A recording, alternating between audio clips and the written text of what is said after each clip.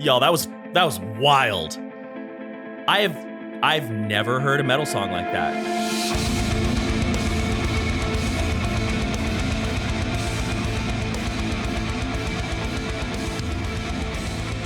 What's up, you cool kids of the internet? Mark with Cardivox Academy here, and today we are going back in time. We're going back to 1996, I believe.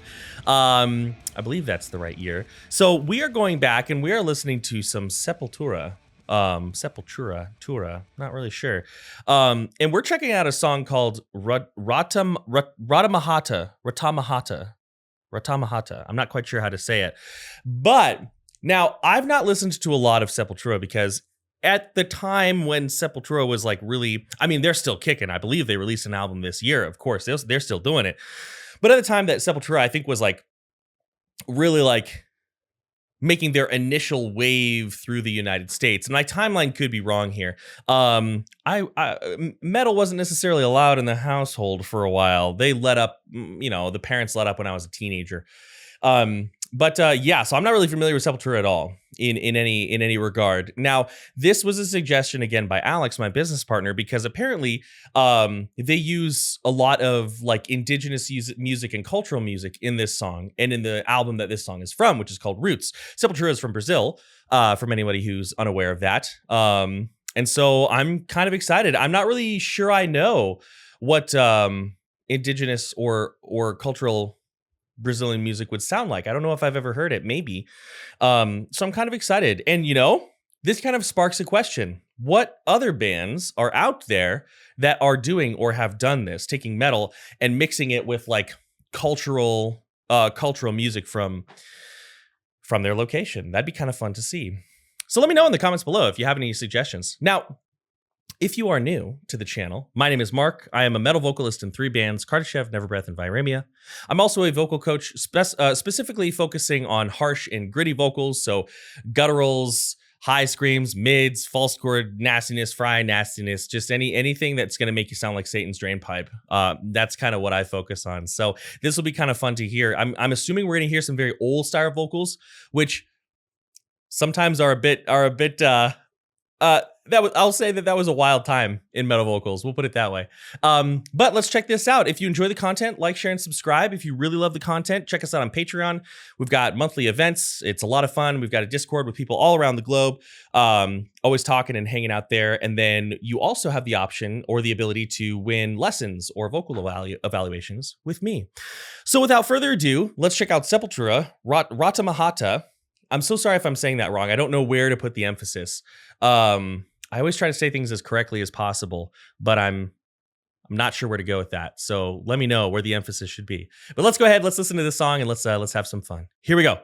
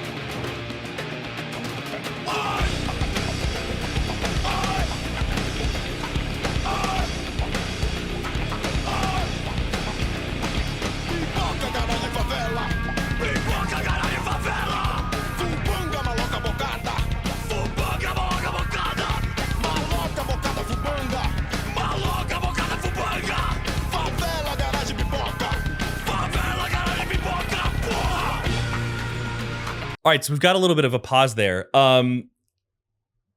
This is awesome. Like, all right. So these days we have so many amazing music videos. We've got all these crazy effects and tons of lighting and computer graphics and color grading and things like that. But this, I'm in a way, maybe this is just in the moment. Maybe it's because I'm like seeing something that's very new and unexpected. But in a way, this is one of my favorite. This whole week, I've taken the week off to film videos, off of lessons to film videos, and this might be my favorite one so far. I'm not even lying. So right now, vocally, what we're hearing is basically just strategic yelling, right? Now, when I say that, the words basically and just are kind of, I don't love those words. I wish I hadn't used them because they sound a bit reductive. And when I say them, I mean them not to say that this is, it's just a gritty scream. It's just a strategic yell. I mean, it's foundationally what it is, right? And if we don't have those foundations, we don't have anything built on top of them. So when I say that this is just a strategic yell, I don't mean that in the reductive sense. And one of the ways that we do this, in order to stay healthy and to not damage the vocal folds, is we understand the separation of distortion from the vocal folds, right? One thing I'm hearing a little bit of an right? And that can be sometimes long-term a bit straining. So I'd be interested to see, I believe the vocalist at this point was his name, I might get this wrong, Max Caballero, I believe it was. I'd be interested to see if his technique, and granted we haven't even heard the whole song yet, has changed over time. Let's listen a little bit more so I can give you a little bit more detailed insight. But yeah, we're getting some strong strategic gritty screaming. And when I say strategic, what I mean is utilizing breath support versus squeezing the throat. But I am hearing some throat squeezing as well. So let's just keep going.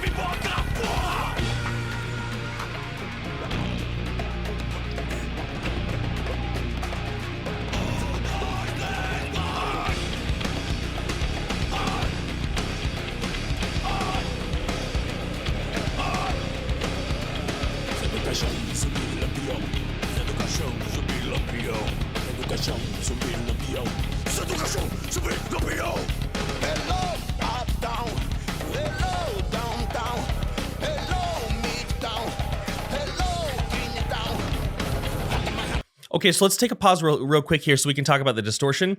First thing I want to say is I love that we're hearing Portuguese here.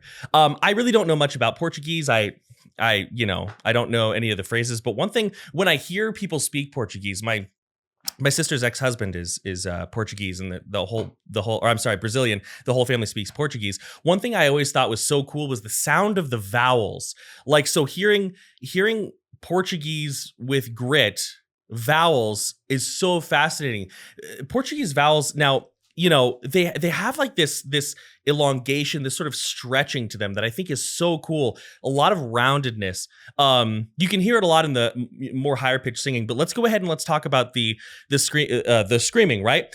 So if I was to go about this, right? Because a lot of people still, they want to make these types of sounds. They're not necessarily interested in doing all this like highly technical deathcore stuff. They want to do something more raw and emotional, right? And I think that there's certainly a place for that as well. And I'm glad that it's something people are still interested in. So the first thing that I would focus on is just getting the fundamentals down of your voice. Not necessarily have to sing, although that can be very helpful, but being able to do this, hey, right? And make it feel balanced. You'd be surprised how difficult it can be to actually intentionally, if you've never done it before. Once you get it, it's quite simple. But project your voice up and outward, right? So breathing in, drawing the air down low, letting a natural expansion happen, and then, hey, hey, hey! That's where I would start. And then from there, peel it back, hey, oh, right, yeah, right, that, right? That sensation over time, if you don't know how to lift your voice up and through the cheek, over the pencil is a very common thing that you hear. It's been around forever. Getting your voice to resonate up and forward versus back will help you create distortion without having to squeeze, because your throat is full of all these flappy tissues. You've got arytenoids, you've got false chords, you've got aryepiglottic folds, you've got the folds around your tonsils, and all of that shaking is what's going to carry your distortion. So even when we're doing things like this, and this is getting back to like the strategic element that I was talking about, if you're going to be making these noises, hey, right there like that, oh, yelling forward, oh, right? That's going to be very painful if you don't know how to project without squeezing your throat. And I'm going to take back what I said at the beginning. I thought I heard a lot of over squeezing of the throat. I'm not hearing it anymore. So I think it's just not the vocal I was expecting to hear. And it kind of caught me off guard. I'm going to go back a little bit because I want you to hear this guy. I want you to hear these vowels because I think Portuguese vowels are so delightful. Here we go.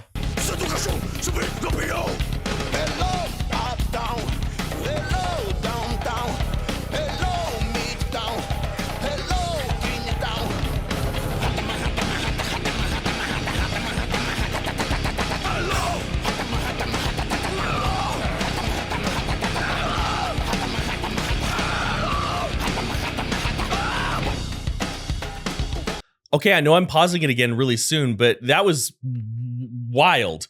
So we've got, I'm willing to bet that when these guys were in the studio, especially back in the mid 90s, they weren't like, oh, let me like perfect like this fry tone, or like, let me add a little bit more false chord to it. I think that they were just making noises emotionally. And sometimes that can create sounds that are a lot less samey, right? So we have him basically, like, I guess you could call this a false chord grunt, but it's a little higher. Like a lot of like black metal stuff and a lot of deathcore stuff is built on that as well. And then we had him tilting that down, again, opening up the throat, giving it a little bit more support from the abdominal cavity, tilting that down to get like a lower, more open tone. Really kind of not weird in that he's doing something unheard of, but it's very raw. It's very organic, I guess I should say. Nothing about this sounds like they were worried about, making this tone perfect as often we are in metal today. So we have like that, nah, but it was a little bit more, there we go. It was a lot more like that. It's so crazy. What a fun and wild time in metal vocals when people were just enjoying making sound for the sake of making sound versus being hyper fixated on terminology. Terminology is very useful. I'm not against it. That's a whole nother video.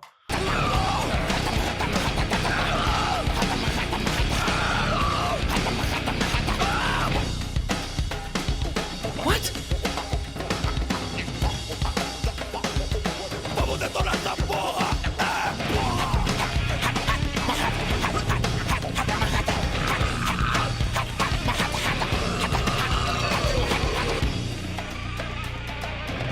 Did you hear that gurgle? That was like some sort of like weird fry hybrid. What?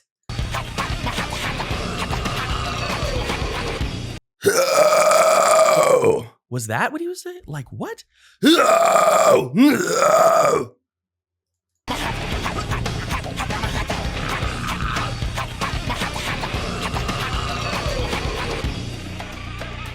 Yeah. Like this very kind of, to make that sound, I had to kind of pull my distortion lower than I normally would like to. I probably wouldn't do that a lot, but I took kind of like an arytenoidal thing that we would use a lot in deathcore.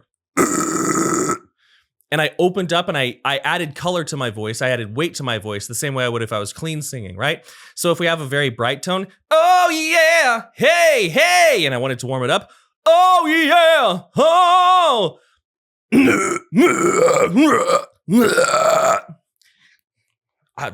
This song is throwing me for a loop, y'all, and I love it.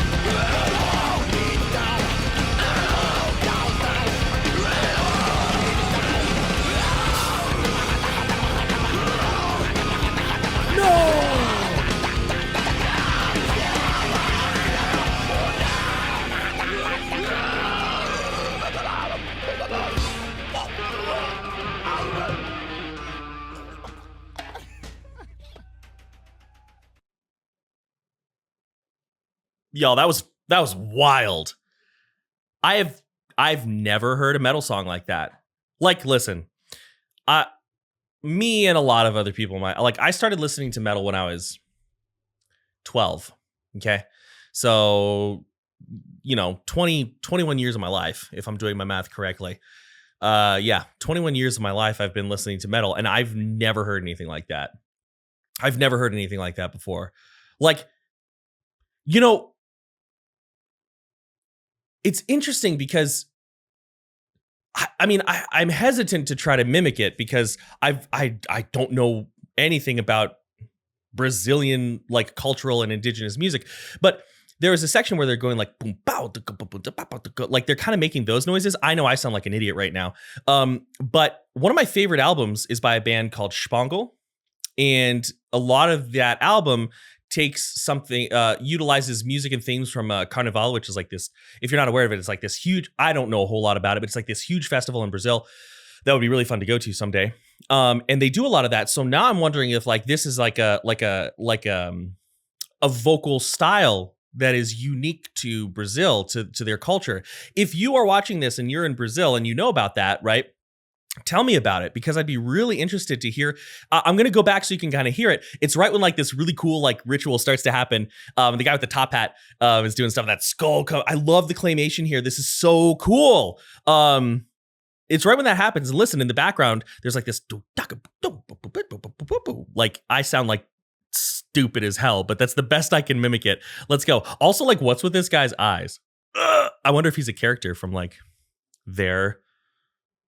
I don't know. Let's go. Yeah, I'm going to go back a little bit farther because that's it.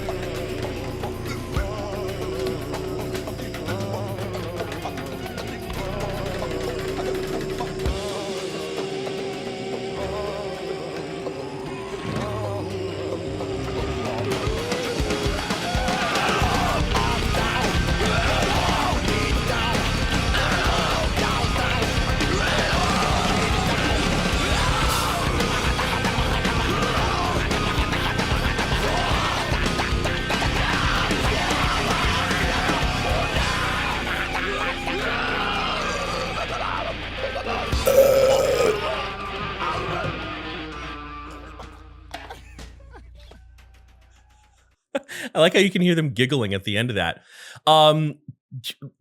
Listen, I know that normally I go like super into detail with vocal technique, but a lot of that is just things I've never heard before, right? Like bass level distortion, certainly we can speak to. So we heard, very high placed, not necessarily high screams, but the distortion being channeled up onto the soft palate, starting with the arytenoid cartilages. We definitely heard a lot of that, especially in the outro, like this sort of like, right? I mean, my delivery is so trained to be more like death metal and deathcore than theirs is, of course. Then we heard them just like adding distortion to their voice, not really caring what it was. Like straight up, just like doing like those things and like things that I would be hesitant to do because I'd be worried about sounding goofy on an album. But like it sounded so cool. So not necessarily quite as much like detailed instructions as I normally give, but like in a way, this has been a very fulfilling video because the whole time I got to be like, what the heck even is this? Yo, if this is how the whole album Roots is, or even part of it, I can already tell you right now, this is a solid album. Like I missed out not listening to Sepultura, so I am. Well, we'll see. Maybe we'll do more Sepultura because I would love to dig into this a little bit more. So maybe I'll hold off on listening to the album just in case. But so cool. What other bands do this? What other bands mix like their cultural music in? Hard to say. Anyway, if you made it this far, watching me be mostly kind of confused and delighted at the sounds that I was hearing, thank you for your time. I appreciate you. Give us a like, share, and subscribe if you feel so inclined. It means a lot to us. Check us out on Patreon. And And feel free to check out a lot other of my videos for more detailed instruction. But yeah, beyond that, as always, as I always say and will forever say until the time that I forget, many thanks, much love, I'm out.